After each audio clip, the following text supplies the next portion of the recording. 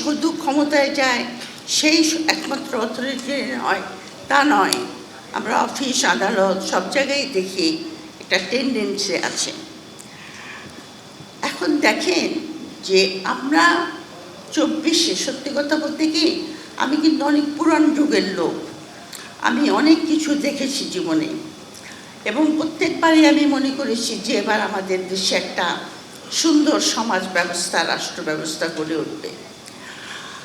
এই জনপথের যে লোকজন, মানে আমরা কিন্তু মুক্তির সংগ্রাম করেছি অনেকবার, ব্রিটিশ যুগে করেছি, আলোচনার ভিতরে যাব না, যেগুলি আপনার ইতিহাসে সেভাবে লেখা হয়নি। আমরা এখানে চিরস্থায়ী বন্দোবস্তের যে জমিদার প্রথা, সেটার বিরুদ্ধে লড়েছি, দেখেছি স্বপ্নভঙ্গ হয়েছে। আমি 47-এর কথা বলছি, সেখানেও আমাদের লড়াই ছিল। তারপরে 71-এ সেখানে ছিল আপনার পশ্চিম পাকিস্তানের আধিপত্যবাদের বিরুদ্ধে, এবং সেখানে আমরা লড়েছি সেই শোষণ এবং সেই আপনার বন্ধন থেকে মুক্তি পাওয়ার জন্য। কিন্তু মুক্তি পাওয়ার পরে কিন্তু আমাদের আশাভঙ্গ হয়েছে। তারপরে এসেছে 91-এর যে জনঅভ্যুত্থান হয়েছিল, তারপরে যে 3 রাজনৈতিক দল এবং ছাত্র সমাজ সম্মিলিতভাবে যে সমস্ত আপনার রিফর্ম বা আপনার সংস্কারের প্রস্তাব দিয়েছিল, এই বিএনপি ক্ষমতায় এসে তার একটাও আপনার ইমপ্লিমেন্ট করে নাই। সেখানে আপনাদের স্বপ্নভঙ্গ আছে 24। চিন্তা করে দেখেন আমি কতগুলি স্বপ্নের কথা বলেছি। 24-এর সময় আমি মনে করেছি এই 16-17 বছরের যে অপশাসন, যে মানুষের উপরে যে আপনার অত্যাচার, অলিগার্কদের অত্যাচার, দেশ থেকে সম্পদ লুটের আপনার, তার একটা সমাপ্তি বা কিছু একটা সলিউশন আমরা পাব, যার জন্য 1400 সন্তান আমাদের জীবন দিয়েছে। তাদের প্রতি তাদের মাগফিরাতের আত্মার কামনা করি সবসময়, এবং যে সমস্ত আপনার পরিবার এখনো পঙ্গুত্বের বেদনা বহন করে চলেছে, তা আমাদের আউটকামটা কী হলো, রেজাল্টটা কী হলো? প্রথম কথা হলো, আমরা দেখেছি যে আমরা একটা প্রতারণামূলক দলের সঙ্গে কাজ করছি। সেই প্রতারণামূলক দলটি প্রথম থেকেই আপনার মেটিকুলাসলি প্ল্যান করে, যাতে এই অভ্যুত্থানের যে স্বপ্ন আমরা দেখেছি নতুন রাজনৈতিক বন্দোবস্তে এবং নতুন একটা রাজনীতি, নতুন সমাজ গড়ার, সেটাকে আপনার ভেস্তে দেওয়ার জন্য মেটিকুলাস প্ল্যান করা হয়েছিল, ইনক্লুডিং দ্য ইলেকশন। 2/3টাও আমি মনে করি ম্যানেজ করে তাদেরকে দেওয়া হয়েছে। কথা হলো কারা দিয়েছে? দিয়েছে বাংলাদেশের এলিটরা। বাংলাদেশের এলিট আপনার সিভিল মিলিটারি ব্যুরোক্রেসি, পলিটিশিয়ান, কিছু অংশ সুশীল, তারা তাদের ক্ষমতা ছাড়তে চায় না। সেই জন্য এটাকে ভণ্ডুল করার প্ল্যান করা হয়েছে। এবং একথা মাননীয় মন্ত্রী সালাউদ্দিন সাহেবের কথা উঠে এসেছে যে আমরা নির্বাচনটা পাওয়ার জন্য এগুলিতে রাজি হয়েছি এবং সই করেছি। এই কথাটা কিন্তু যিনি এখন স্পিকার, তিনিও কিন্তু একবার বলেছেন যে আমরা গণভোটে রাজি হয়েছি নির্বাচনটা পাওয়ার জন্য। এবং সংসদে দাঁড়িয়ে যখন একজন মন্ত্রী একথা স্বীকার করেন এবং আমরা দেশশুদ্ধের লোক মেনে নেই এবং তার দলও মেনে নেয়, তাহলে এইখানে আপনি গণতন্ত্র প্রতিষ্ঠা করার জন্য যে সংগ্রাম, সেটা যে কত কঠিন হবে সেটা আমাকে বুঝিয়ে বলতে হবে না। কারণ আপনারা অনেকেই বিদেশে থাকেন, বিদেশে আপনারা চাকরি করেছেন, লেখাপড়া করে এসেছেন, আপনারা জানেন। ফর এক্সাম্পল, এখানে একজন আছে কানাডা থেকে এসেছে, সেখানে যদি কোনো মন্ত্রী আপনার সংসদে দাঁড়িয়ে এরকম মিথ্যা কথা বলতো, সেই দিনই তার রিজাইন দিতে হতো, সেই দিনই তার রিজাইন দিতে হতো। তা না, তার দলের লোকরা তাকে কম্পেল করতো যে আপনি রিজাইন দেন। কারণ আপনি আমার দলকে আপনি বলতে চাচ্ছেন লোকের কাছে যে আমরা প্রতারণার সাহায্য নেই। সুতরাং আমাদের পলিটিক্যাল কালচার অত্যন্ত নাজুক, তার মানে এই না যে আমরা সব কিছু ছেড়ে দেব। কথা হলো যে আমরা কেমন করে এই জুলাই সনদটাকে, এই সরকার যারা ক্ষমতায় বসে গেছে, এই সরকারকে কেমন করে এই জুলাই সনদটাকে অ্যাকসেপ্ট করাবো, এই গণভোটটাকে কি করে অ্যাকসেপ্ট করাবো। আবার সেখানে বলতে হয় যে সংগ্রাম কঠিন হবে, কারণ যখন একটা সরকার, এটা কিন্তু মেটিকুলাস ডিজাইন, যে একবার যখন আমি সরকারে বসে গেছি, 2/3 মেজরিটি, 2/3 মেজরিটির একটা কার্স আছে, তার মানে তারা যা খুশি তাই করতে পারে, তারা সংবিধানকে বদলে দিতে পারে। তাদের কোনো আইন, কোনো কানুন পাশ করার জন্য বিরোধী দলের কোনো মতামতের প্রয়োজন হয় না। বিরোধী দল একমাত্র ওয়াকআউট করতে পারে। ওয়াকআউট করলে পরে কিন্তু তারা সিদ্ধান্ত যেটা তারা নেবে সেটা তারা নিতে পারে। সুতরাং এই 2/3 মেজরিটির কার্ডস কিন্তু আমরা 2001-এও দেখেছি। 2001-এ যখন বিএনপি জামাত ক্ষমতায় ছিল তখনও কিন্তু 2/3 মেজরিটি ছিল, এবং আমরা জানি যে ওখানে অনেকগুলি অনিয়ম করে সরকারকে চালানো হয়েছিল, ইনক্লুডিং আপনার কেয়ারটেকার গভর্নমেন্টকে কেমন করে আপনার ম্যানিপুলেট করা যায় সেই চেষ্টা করা হয়েছিল। তারপরে আমরা 2/3 মেজরিটি দেখেছি শেখ হাসিনার আমলে। শেখ হাসিনার আমলের 2/3 মেজরিটিকে আমি বলবো তার সঙ্গে তার হাতে সমস্ত পার্লামেন্টে তার হাতে ছিল, কারণ সেখানে যেটা অপোজিশন ছিল, যার কাজ ছিল সরকারের ক্ষমতাকে সীমিত করে রাখা, সরকারের কার্যকলাপকে ক্রিটিসিজমের মাধ্যমে লাইনে নিয়ে আসা, সেই কাজটা জাতীয় পার্টি তো করে নাই। জাতীয় পার্টি আমরা জানি যে তাকে গৃহপালিত দল বলা হতো।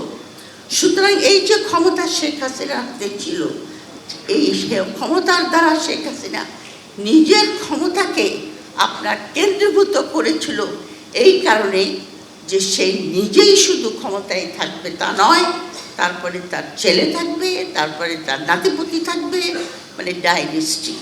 সেই যে যুদ্ধ টেন্ডেন্সি আমরা এখনও দেখতে পাচ্ছি আনফর্চুনেটলি।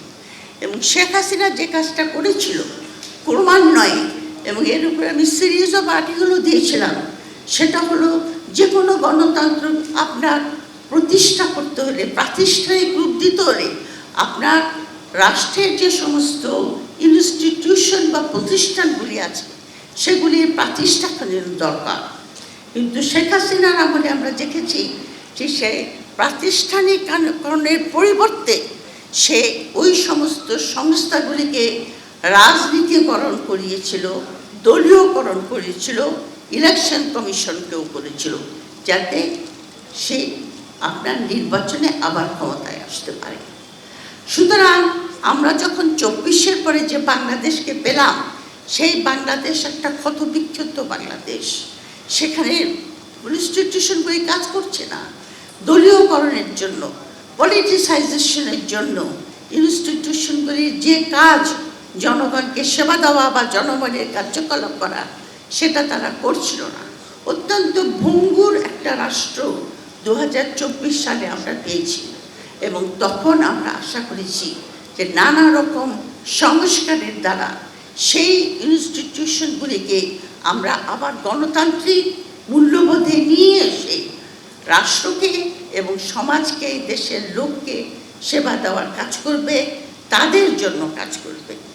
কিন্তু অত্যন্ত দুঃখের সঙ্গে আমার বলতে হচ্ছে যে এই নির্বাচনে 2 মাসও যায়নি, এর মধ্যে আমাদের এখন সভা সমিতি করে আলোচনা করতে হচ্ছে যে কী করে এই সরকারকে ওই সমস্ত ইনস্টিটিউশনগুলিকে, যেটাকে সংস্কার করার জন্য জুলাই সনদে এবং বিভিন্ন অধ্যাদেশের মাধ্যমে রেখে যাওয়া হয়েছিল, সেগুলিকে তারা ছুঁড়ে ফেলছে। আমার পূর্ববর্তী বক্তা বলেছেন গুম কমিশন, মানবাধিকার কমিশন, দুদক কমিশন, আপনার সুরক্ষা মানে অপপ্রচারকারী সুরক্ষা কমিশন, আপনার স্থানীয় সরকারকে নিয়ে নেয়, বিচার বিভাগের সংস্কার, এগুলি সবাই তারা বলছে বাতিল। সবচাইতে আপনার অমিনাস সেটা হলো আপনার এই সরকারের যে জুডিশিয়ারি, বিচার বিভাগকে হাতে রাখার যে প্রচেষ্টা, কারণ তারা বলেছে আমরা যে আলাদা কোনো আমরা সচিবালয় করব না। দ্বিতীয়ত আরেকটা কথা বলেছে যে জজদের অ্যাপয়েন্টমেন্ট, যেটা সংস্কারে বলা হয়েছিল একটা কমিটির দ্বারা তাদেরকে আপনার অ্যাপয়েন্টমেন্ট দেবে, সেটা তারা প্রাইম মিনিস্টারের হাতে রাখতে চাচ্ছে।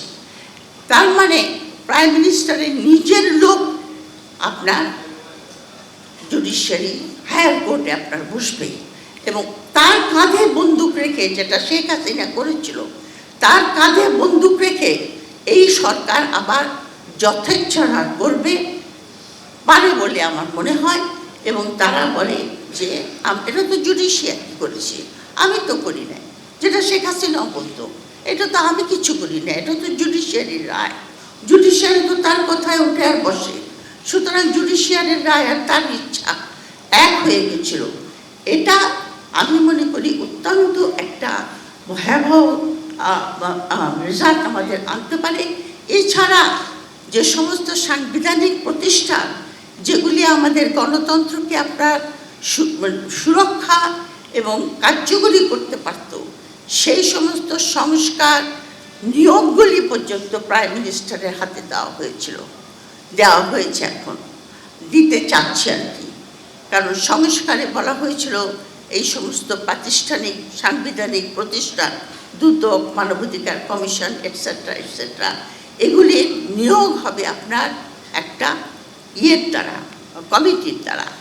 এবং এই প্রস্তাবও ছিল, যেটা খুবই সুন্দর, যে একটা কনস্টিটিউশনাল কাউন্সিল গঠিত হবে। ওটার মধ্যে আপনার প্রধানমন্ত্রী থাকবে, অপোজিশনের লিডার থাকবে, প্রেসিডেন্ট থাকবেন এবং সিনিয়র জাজ থাকবেন, ডিপেন্ডিং এখন কোন প্রতিষ্ঠানের কথা বলছি আমরা, এবং তারা এই নিয়োগগুলি দেবেন। মানে একটা স্বাধীন জুডিশিয়ারি এবং স্বাধীন প্রতিষ্ঠান আমরা গড়ব, যারা আপনার নির্বাহী, আপনার ক্ষমতার বাইরে থেকে কাজ করতে পারবে।